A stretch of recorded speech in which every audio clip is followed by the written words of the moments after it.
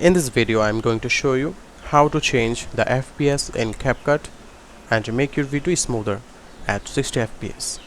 Let's go at CapCut.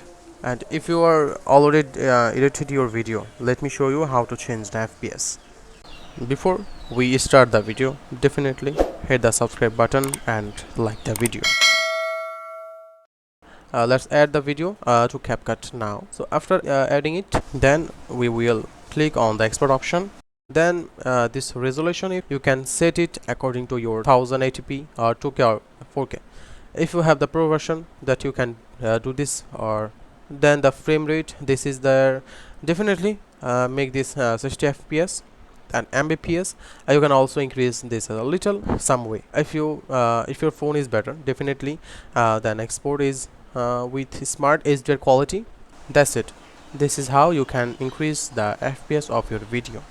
If you like this video, definitely stay with me, and thanks for watching. I'll see you in the next one.